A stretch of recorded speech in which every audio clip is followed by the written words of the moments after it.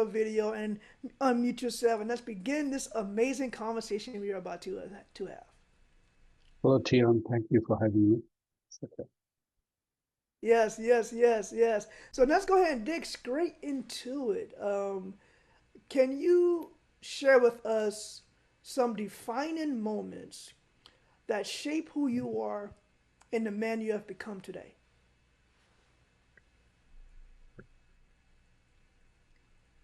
Um, uh, the, I mean, we all like to say that this moment or that moment made the difference. In actuality, it's a series of growth points that you grow from a childhood to adulthood, and there are multiple waypoints that slowly turn the ship of your life towards the direction it ends up in. Mm, So there are certain key lessons that I got from certain key coaches.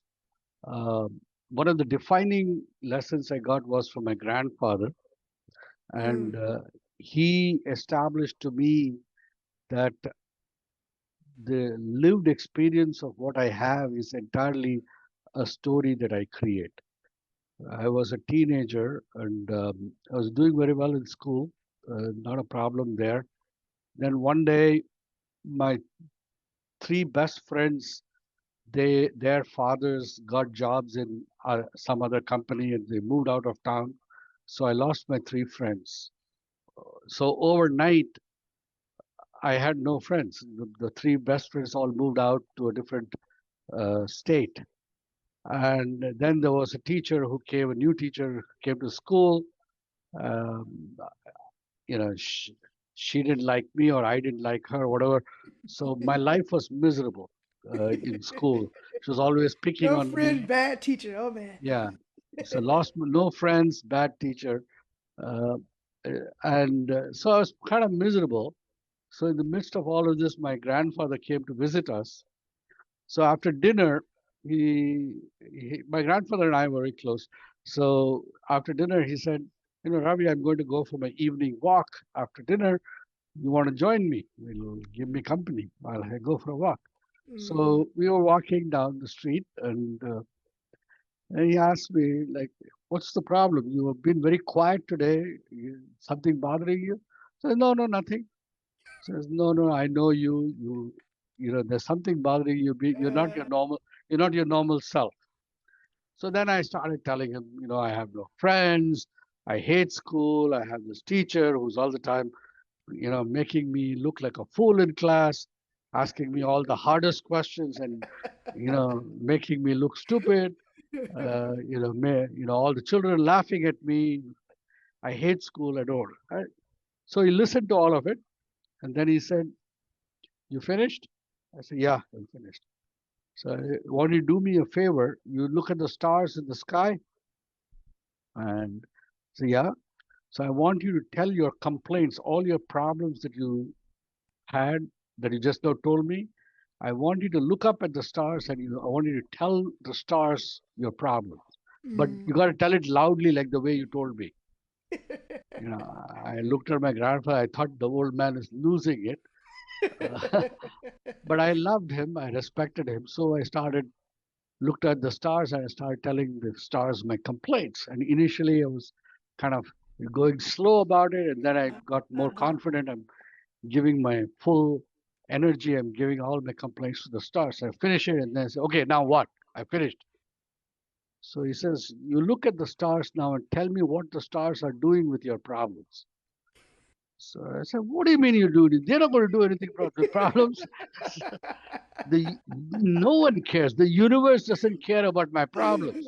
So, so, so then my grandfather looks at me and says, do you realize the benign indifference that the universe has to your Mm, problems? And I kind of looked at him and I was shocked, because my problems seemed so big. And he said, the universe doesn't care about your problems. Then mm, he said, Ravi, when the sun shines and when the rain falls, The sun is not shining to make the flowers bloom or the grass grow. And it's not shining to make the fruit ripen. And it is not shining to make the lands go dry or evaporate the waters or make famine. And when the rain falls, it is not falling to make the grass green, and it is not make trying to make anything grow. And the rain is not trying to make floods, death, and devastation. All that the sun is doing is shining, and all that the rain is doing is falling. It is we who make a story out of it. And then he said, when it is you who make the story, why do you want to make miserable stories? Mm. So that was my first pivotal moment when I realized that the life that you live is entirely a constructed story. Ah, yes. It is created out of the interpretations and meanings that you give to the experience of your Mm. life. Yes, yes, yes, yes. So, the experience of your life is simply the five senses, the molecules of light, photons of light hitting your eye, giving you light and color and Mm-hmm. shape. Mm-hmm. The experience of your life is the molecules that fall upon your tongue and give you taste, Mm. the Yeah. molecules that go up your nose and give you smell, Ah, okay. the the air molecules that come and hit your eardrum and give you sound, the molecules of matter that touch your skin and give you touch. So all of these interactions with your environment, the molecular impacts with your environment, you have the experience of life. Mm. Mm. And then immediately with the experience of life, there is a meaning making machine that you have that gives a name, a form, a meaning, a value, a judgment, a Mm. like and a dislike. And if the sensation, if the molecular sensation was pleasurable to you, you will have a preference for it. If it was unpleasurable to you, you will have a revulsion to it. Interesting. And Wow. the pleasure is entirely an intensity problem. For Okay. example, Okay. Teon, if you look at me and I have a cut on my hand, all right, I have a cut here, the skin is broken, it is cut. And I take a 25-cent coin and I put it on this side where there's no cut. The weight of the coin will produce a sensation that is not unpleasant. But that same weight, if I put it on the cut part of the hand, the same weight will produce a sensation that is unpleasant.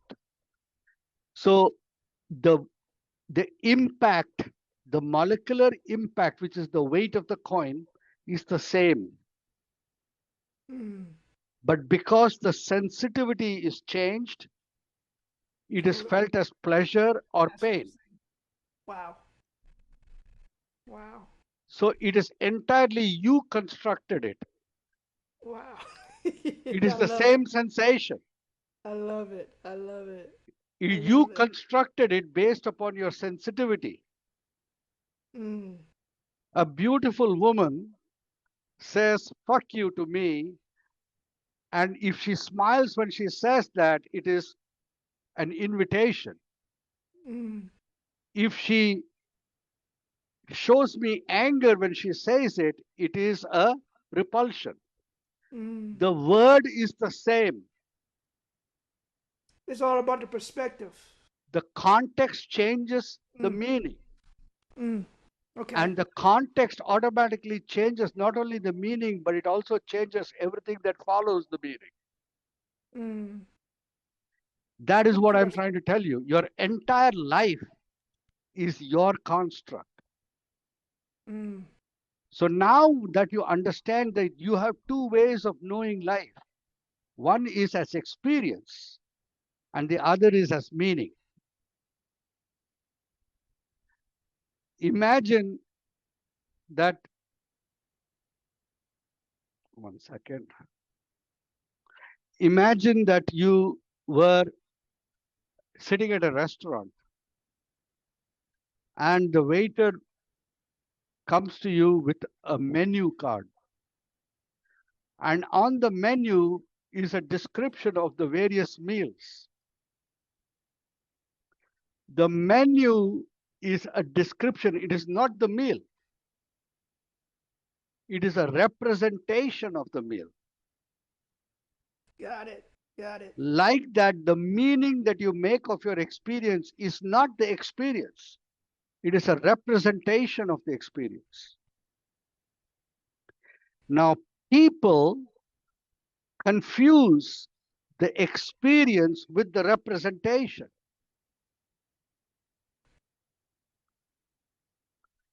Imagine you walk into a restaurant and if you see everyone sitting at the restaurant table and instead of eating the meal, they are eating the menu and wondering why their life tastes like cardboard.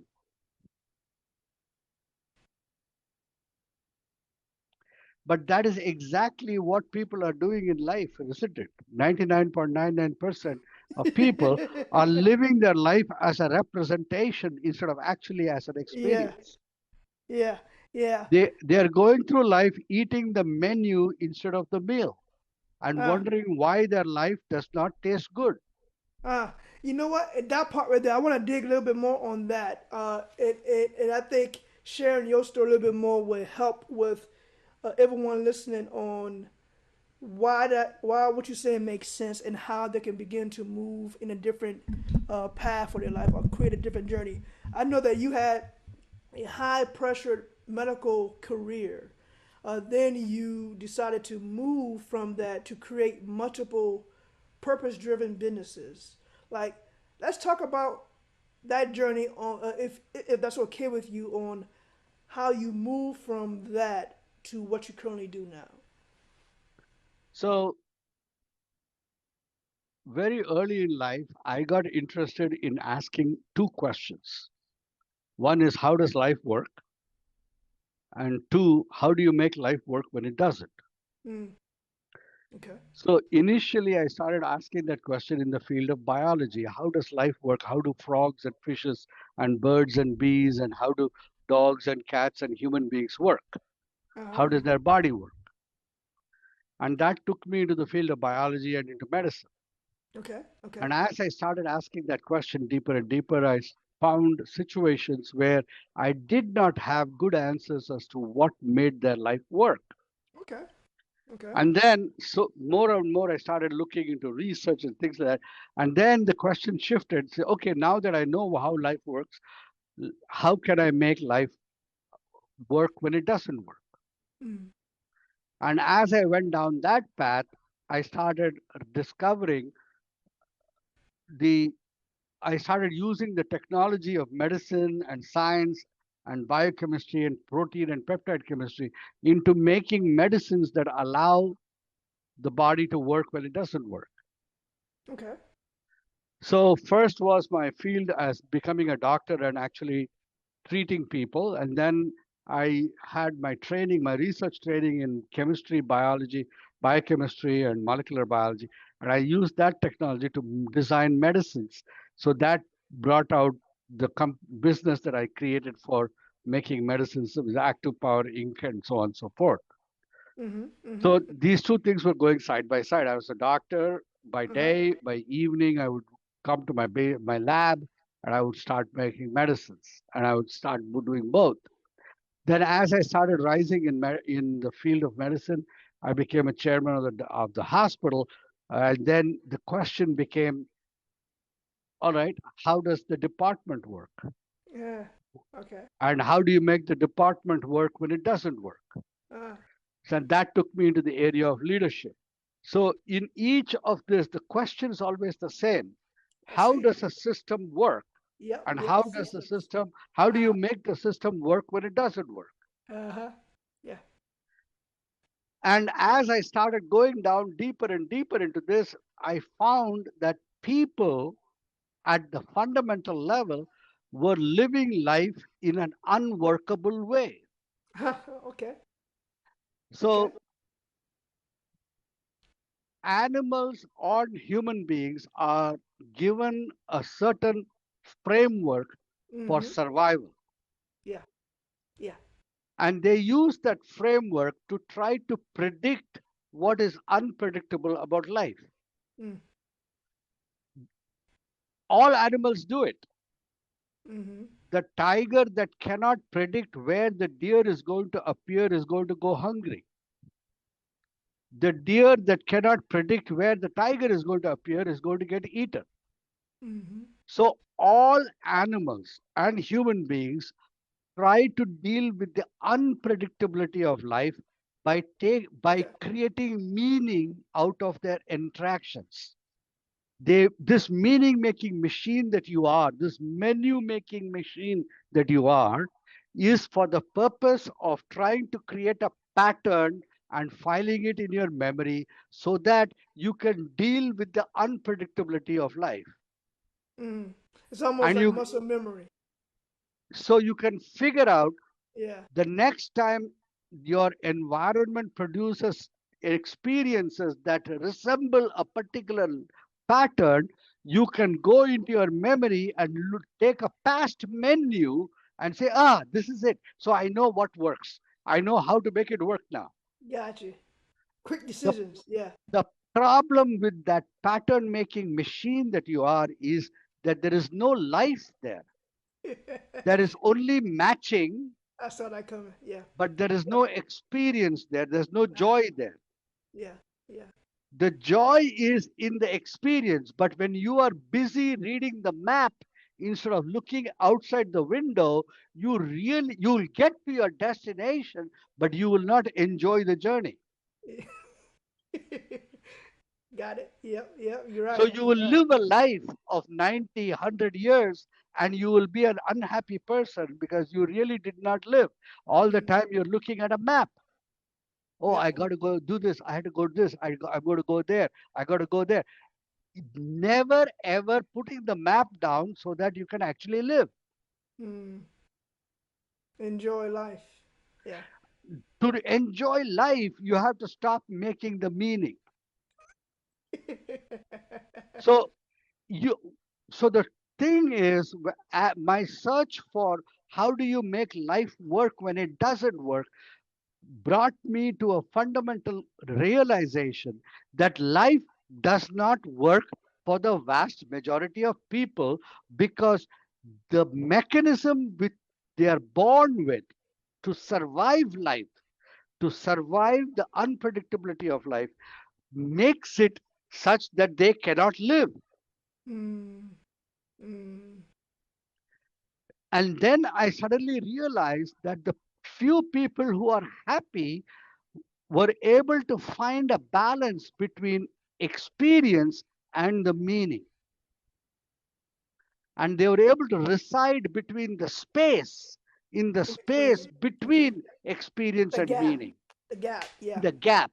Okay. And they Okay. can live in the gap and they are comfortable in the gap Uh, and they pull the they they go and enjoy the experience when they want to, and when they want to they pull the meaning and navigate experience with it. They perfect the ability to lift the map and drop the map whenever they choose. They don't let the map run their life, they run the map. the map. So once I understood that, I understood what can produce transformation. Mm-hmm. Transformation is the ability to develop within yourself the ability to stand in the space between experience and meaning Meaning. Yeah. Okay. without falling into either, Okay. Okay. Choosing. without Choosing. losing yourself into Uh, either. uh, If you lose yourself entirely into experience, you are no different than a drunk person. mm, You are no different than a heroin addicted person. totally lost in the experience. Mm. If you lose yourself entirely in the meaning, you are no different than a pattern making robot which does not live. Oh, so Somewhere in between experience and meaning is what is called human. mm, interesting, interesting. And I'd like to go ahead and segue in, if we may, from that, from you learning that, and then you in your career using what you learned from your career to begin to build your businesses, but also find helping people to understand how burnout became your catalyst of your inner transformation and what that means and how others can be able to learn from that from your experience. Burnout is actually a symptom of a life that has no purpose or no Uh, meaning. okay. And burnout is a symptom of a person who does not know how to stand in between experience and the meaning making machine that he is. Okay. Okay. And once you learn how to stand in between in that space, you are completely vaccinated against burnout. Burnout doesn't exist for you. I love it. I love it. Burnout cannot happen once you become skilled at entering that space. Mm. And just like it is a muscle memory, just like, for example, balance on a bicycle. Uh-huh. Yep. Yep. All Yep. right. The mechanism of bicycle, how the wheels move, how the handlebar moves, how the chain and the sprocket and the pedals move, you can understand all that. You can go and sit and read a book about how to build a bicycle, how to repair a bicycle. All of that you can do, but none of that knowledge will give you balance. Mm. Okay. You can spend your life building a bicycle without ever riding a bicycle. Uh-huh. Yep. Yep. Yep. See, somebody who can be, you can teach somebody who does not know how to ride a bicycle, you can teach him how to build a bicycle. Mm-hmm. And he will build a perfect bicycle that runs. You don't need to know how to ride a bicycle to build a bicycle. You can build a bicycle very effectively, it will run. But you won't be able to ride it because you don't know balance. Mm. You will have lots of leaders talking all about leading, but they can't lead themselves because they don't know balance. They don't know balance. Yeah. Yeah. The being of balance resides in a domain that is distinct from the riding of a bicycle. Just holding the handlebar and sitting on a bicycle does not give you the being of balance. You need action. And if you get balance, you can ride a bicycle without holding the handlebar. Once you get the experience, yes. Once you know how to balance, you Uh-huh. don't need to touch the handlebar. You can do like this, and you Yeah. can ride it without handlebar. Yeah. I remember those days. So you don't so but holding the handlebar does not give you balance. Mm. Balance resides in a domain that is distinct. And mind you, in the effort to learn how to ride a bicycle, if you sit on a bicycle and fall down and then get up again, sit down, fall down, you keep doing that back and forth, eventually you will get balance. And Mm-hmm. when you get balance, the transformation of balance from no balance to balance is like that. It, Mm. it always happens in an instant. Mm. It is not stepwise method. Mm. Think back when you learned how to balance. One day you were falling, and next day you were riding. Yep. There was no transition. It just happened. It just happens. Uh, And once it happens, it never goes away. it never goes away. It never goes You away. can, you, Yes. I have not ridden a bicycle for 20 years. And I can tell you, if I get a bicycle and I get on it, I'll balance. There's Uh-huh. no loss of balance. And no loss of balance. Wow. All right. So that is what I'm saying. Once you teach a person to make the distinction between experience Experience and meaning. and meaning, Uh, they'll never forget it. never forget it. It is like removing an illusion. I'll give you another example. Let's say you and I are walking down a road in darkness in nighttime, Mm-hmm. and there's something on the road that looks like a snake, and you suddenly you go, "Oh my God, there's a snake!" All Yeah, right? I will. I will scream. You scream, and I turn on the flashlight, and it is a rope. Now, until the light is shined on that, you and I will both react like will behave as if it's a snake. Mm. But once the light is upon it, and you see that it is a rope and not a snake, after that, even if I switch off the light, you no longer see rope. You no longer see snake. You only see rope. Mm. Are you there Interesting. with me, Tia? Yes, that's interesting. So the knowledge of That's interesting. snake cannot can no longer cloud your vision once the light is switched on. From that point onwards, you only see rope even if the light is switched off. And I guess that's what you're trying to picture for everyone here, so everyone can get it. That once the lights is switched on from experience and meaning, it comes clear, right? And It it comes clear. and from that point onwards, you cannot fall back into illusion again. So it's perspective that we are looking for. So it is a distinction. Okay. The It is the distinction. distinction between experience and meaning. And once you give somebody that distinction, they will never again make the mistake of, they'll always be able to recognize when they are using meaning and when they are using experience. When they are looking at the map and when they are living life. Yeah, that's right. That's right. That's it, guys. It's And simple. and Simple. once you teach them that, from that moment onwards they are free. So I'll give you an example. Somebody is in a prison and the prison wall is there. Do you know when the person becomes free?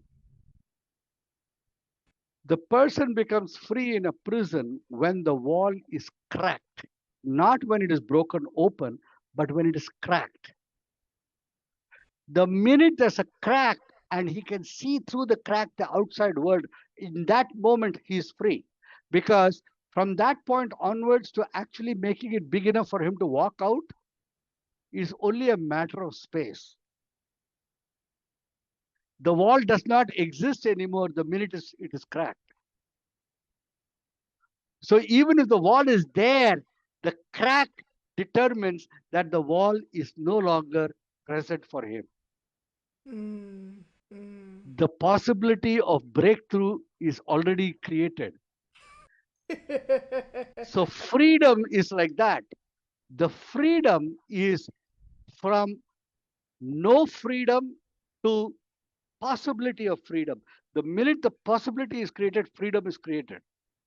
So it's almost hope building in a sense. More than that, Okay, like somebody is a let's dig into slave, it. somebody Yes. is a slave with chains on his hand. Uh huh. If you don't have to break the chain completely, you just have to crack it. Once you crack it, the chain is broken. Mm. The only distinction is that it is broken and it is still around him, but it is Yeah. broken. It Yeah. is not yet fallen off, but it is Yeah. Yeah. broken. Yeah. Yeah. Yeah. So the idea of freedom is the crack.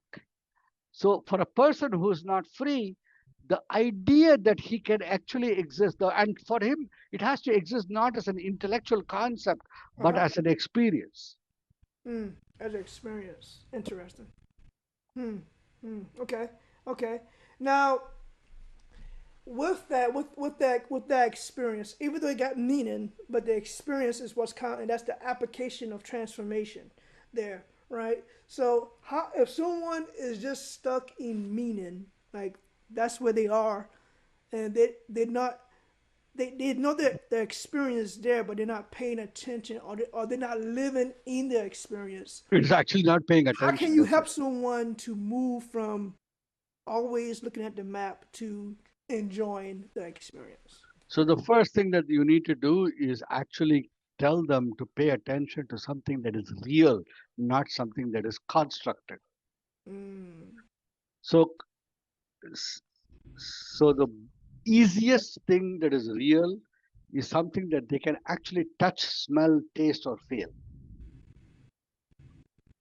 Something that they actually can touch. okay. Um, I do this a lot with people who are struggling with fear. I tell them to pay attention to something that they can hold in their hand. That's real. That's Mm-hmm. It's there. the interaction with their skin. Yeah. I'll tell them to pay attention to their breath. That is real. And as they practice getting like the other day I was teaching somebody who this is actually somebody who was very depressed because he was always hearing voices Mm-hmm. and it was telling him all kinds of nonsense. And I told him, can you do me a favor? Let's go and let's take a walk. And we took a walk, and I said, I want you to. I gave him a tool, like a gardening tool, and I Mm-hmm. said, I want you to go ahead and dig the ground there with the gardening tool. And he started digging the ground. And I said, while you're digging the ground, I want you to feel the soil, right? Pick up some earth and smell it. Good. All right. Once you've finished, have you dug the ground up? Okay. Now let's plant some seeds. Let's plant some. We spent a good 1 hour planting and digging and planting. And then during that one hour, I said, while you're doing this, did you have any voices? No, the voices stopped. Mm-hmm. And the reason for that is when you are engaged in something actually real, you are no longer engaged here. Mm-hmm. The meaning making machine shuts off. Mm-hmm. And you actually feel peace and joy. And that's the reason why people are so enamored with physical connection. A kiss feels so real because when you're in a kiss, your meaning making machine stops. You're all in that experience Mm-hmm. Experience. and you remember it for lifetime. Yeah. Everyone remembers their first kiss. Yeah. They'll kiss once at 16 and at 78, they will remember it 62 years later. Mm. That's Imagine one experience, you can remember it with the same intensity for 62 years.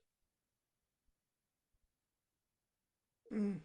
Mm. That is the beauty of reality. You try to remember one kind of thought that you had yesterday for 62 years. None of your No. meaning making machine created constructs will ever last that time. But one kiss will last you a lifetime. And that is the reason why people jump off with a bungee cord or a wingsuit off a cliff. Because when they jump off a cliff, as they're falling and flying and falling and flying, their meaning making machine shuts off and they experience life. That's the reason why people climb Everest. They go for a hike to Kilimanjaro or go to go and dive under the ocean or they climb to Everest base camp. And then they make a meaning out of that. Oh, the next time I want to feel alive in life, I need to go on a hike to Everest base camp. Mm. That's you. All that happened was you went to a place in the world where you did not have a prior meaning for that, and therefore you were alive. That part. And That when you part. are alive, being alive is always extremely joyful. Mm. Being a meaning making machine is nothing more than being a map reader, a robot. There's no A life zombie. there. A Yeah, zombie just going through life. yes, there's no life there. Yeah, yeah, yeah. I like that. I like that. See, information informs, but application transforms, and that's what you have shared with us so far in experience and meaning and understanding the two, having that distinctive instinct of what that is and how to shift when you need to in order to get what you need to continue to grow and build yourself. So, with that, I know that I want to celebrate you a little bit. I know that you have some books. You have some books that you have written, and you got some books coming out. So let's take some time to talk about your books and how people can learn from what you just shared with us today within one of those books. Well, I have written about 10 books, so quite a there are quite a few out there. But Yeah. you can find them all on Amazon. That's just look them up with my name, Uh huh. and you'll find it on Amazon. And the the books are all non-fiction. They are all about human potential and human uh, how both managers and team performers and corporations can use these methodologies to produce high performing teams. Um, my first book was on pandemic management during the pandemic, the Reaper Okay. stance. And then my second book was on the art of communication called The Art of Viral Speaking. Uh, I wrote that book after my TEDx talks. I've given four of them so far. And uh, then I wrote books on neuroalignment, the concept of neuroalignment as a methodology for getting diverse teams to work together in harmony and with power. Uh, and Win the Crowd was my journey of asking the answers to the question, how does life work? And how do you make life work when it doesn't work? And the experience of finding the answers, which I just talked about today uh in huh. this, Uh huh. and methodology for that. And then the manuals that I wrote along with that was Win the Crowd Field Manual, Volume 1, 2, and 3, which is basically an operating system for leaders to create a high performing organization. Um, the, and then there are a couple of other books that I wrote Yep. with. Squirrels Uh, in my brain, acorns of wisdom, yeah, the that's the eye new. of the That's a storm. neural alignment. Eye of the Yeah. Storm. Yeah, Eye of the Storm is my next book. It's going to write. I'm going to write that, and the other is Cancelled, which is how to build a life which can survive survive despite any obstruction, whether it is externally imposed or socially imposed. So Mm. no one can cancel you if you follow these principles. So those are two books that I'm right now writing: The Eye of the Storm and Cancelled. Awesome. Man, let's celebrate that. That is just, when you are a published author, that means a lot. And I know we have a lot of inspiring authors out there in the world. And if you want to write a book, just dig deep and know that it is possible. Anybody can write a book if they push themselves towards it. And if they know someone that can help support them. If you need that support, then reach out to your boy. I am a publisher and I can help out with that process as well. Man, that is so exciting. Before we wrap up this episode, I'd like for you to share with everyone how they can connect with you. And then also, is there anything that you want support with? And then any last words you want to provide the listeners? Oh, you can follow me on my website, www dot D as in David, R as in Robert, IYER.com. Um, that website will take you to my LinkedIn, it'll take you to my YouTube channel, it'll take me to, you'll be able to see all my books, wherever I speak, everything. So it's an umbrella site that pretty much covers everything that I do in the world today. You can reach my clinic where I see patients, my company, Active Power, where I create medicines. Everything falls into that one catch-all drier.com website. Uh, so that's probably the best way. And if you want to have me come and speak to your organization or to your team, you can just use that to schedule a call with me, and we can work out a schedule where that can happen too. Um, and that's probably the easiest way to follow me on Facebook or on LinkedIn or on, uh, you know, I post very regularly on all those platforms.